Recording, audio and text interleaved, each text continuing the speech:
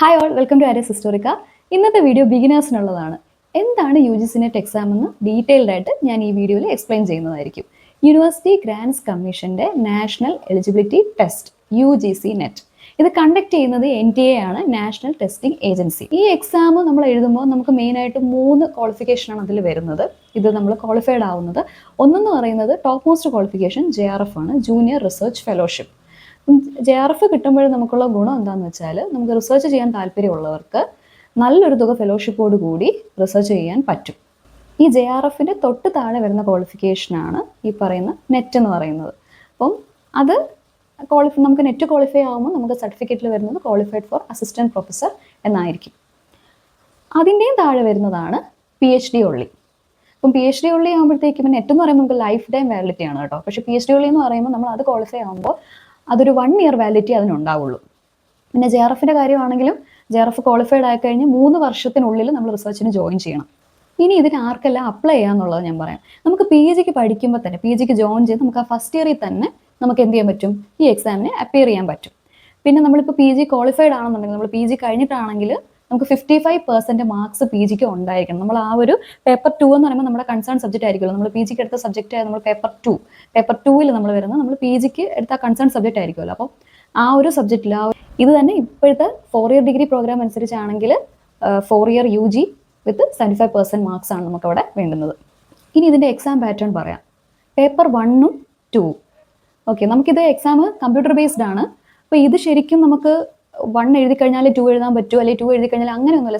Sectional timer അങ്ങനെയുള്ള അതൊന്നുമില്ല. അതായത് നമുക്ക് ടോട്ടൽ 180 മിനിറ്റ്സ് 3 മണിക്കൂർ 150 ക്വസ്റ്റ്യൻസ് ആണ് വരുന്നത്.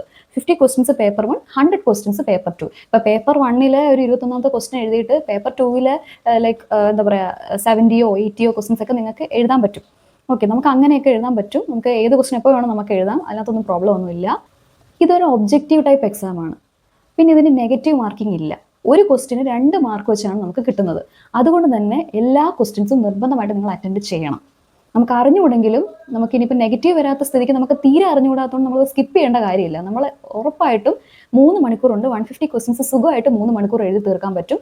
ഇനി ഏതെല്ലാം ബുക്സ് ആണ് UGC നെറ്റ് ഹിസ്റ്ററിക്ക് വേണ്ടുന്നതെന്നുള്ളതിനെ കുറിച്ചൊരു വീഡിയോ ഞാൻ ഓൾറെഡി ചെയ്തിട്ടുണ്ട്. അതിൻ്റെ ലിങ്ക് ഞാൻ ഡിസ്ക്രിപ്ഷൻ ബോക്സിൽ ഇടാം. ഇനി എനിക്ക് പറയാനുള്ളത് ബിഗിനേഴ്സ് വരുത്തുന്ന കുറച്ച് മിസ്റ്റേക്സ് ആണ്.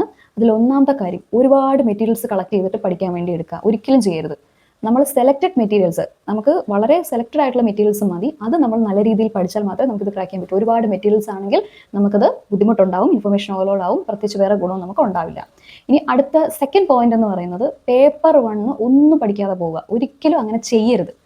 പേപ്പർ 1 ഒന്നും പഠിക്കാതെ പോയി എഴുതി കഴിഞ്ഞാലോ, ഇപ്പം നമ്മൾ ചിലർ ഇപ്പോൾ മാത്തമാറ്റിക്കൽ റീസണിങ് സ്കിപ്പ് ചെയ്യും, ഡേറ്റ ഇൻ്റർപ്രിട്ടേഷൻ, ലോജിക്കൽ റീസണിങ് ഇതെല്ലാം സ്കിപ്പ് ചെയ്തിട്ട് പോകും. അങ്ങനെ ചെയ്യരുത്. Data interpretation, logical reasoning, mathematical reasoning ഇതൊന്നും ഇല്ലാതെ നമുക്ക് ഈ പരീക്ഷ ക്വാളിഫൈ ചെയ്യാൻ പറ്റത്തില്ല. അതുകൊണ്ട് ഒരിക്കലും പേപ്പർ 1 ഒന്നും പഠിക്കാതെ പോയി പരീക്ഷ എഴുതരുത്. ഇനി അടുത്തൊരു കാര്യമാണ്, പ്രീവിയസ് ഇയർ ക്വസ്റ്റ്യൻ സോൾവ് ചെയ്യാതെ പോയി പരീക്ഷ എഴുതുക. അങ്ങനെ എഴുതി കഴിഞ്ഞാൽ നമുക്ക് എങ്ങനെ ആ എക്സാം പാറ്റേണും ആ ഒരു ഏത് ടോപ്പിക്കിൽ നിന്നാണ് കൂടുതൽ ചോദിക്കുന്നതെന്നൊക്കെ നമുക്ക് എങ്ങനെ മനസ്സിലാക്കാൻ പറ്റും. അതുകൊണ്ട് പ്രീവിയസ് ഇയർ ക്വസ്റ്റ്യൻസ് ചെയ്ത് പഠിച്ചുകൊണ്ട് മാത്രമേ നമ്മൾ പരീക്ഷയ്ക്ക് അപ്പിയർ ചെയ്യാൻ പാടുള്ളൂ. ഇനി last and most important point, revision ചെയ്യാതെ പോകുന്ന ഒരു പ്രവണത ആളുകൾ നമുക്ക് കാണാൻ പറ്റുന്നുണ്ട്. പക്ഷേ റിവിഷൻ ചെയ്യാതെ പോയി കഴിഞ്ഞാൽ നിങ്ങൾ കുറേ നോട്ട്സ് എഴുതി, കുറേ വായിച്ചു, പഠിച്ചു, പക്ഷെ നിങ്ങൾക്ക് ഓർമ്മയെ നിൽക്കത്തില്ല പരീക്ഷയ്ക്ക് ചെല്ലുമ്പോൾ. അല്ലെ 150 ക്വസ്റ്റ്യൻസ് ഇല്ലേ, ഹിസ്റ്ററി ഒക്കെ ആകുമ്പോൾ വാസ്റ്റ് ആണ്. ഒരുപാട് കാര്യങ്ങൾ നമ്മൾ ഇടയ്ക്കിടയ്ക്ക് ഇങ്ങനെ ഓർത്ത് വെച്ചില്ലെങ്കിൽ നമ്മൾ മറന്നു പോകും. അപ്പോൾ റിവിഷൻ മസ്റ്റായിട്ട് ഈ പറഞ്ഞ പോലെ ഡെയിലി, വീക്ക്ലി, മന്ത്ലി റിവിഷൻ ഉണ്ട്. അത് കറക്റ്റായിട്ട് ചെയ്തിട്ട് വേണം എക്സാം എഴുതാൻ പോകാൻ. ഇപ്പോൾ കൂടുതൽ വീഡിയോസിനായിട്ട് ചാനൽ സബ്സ്ക്രൈബ് ചെയ്യുക. Stay tuned.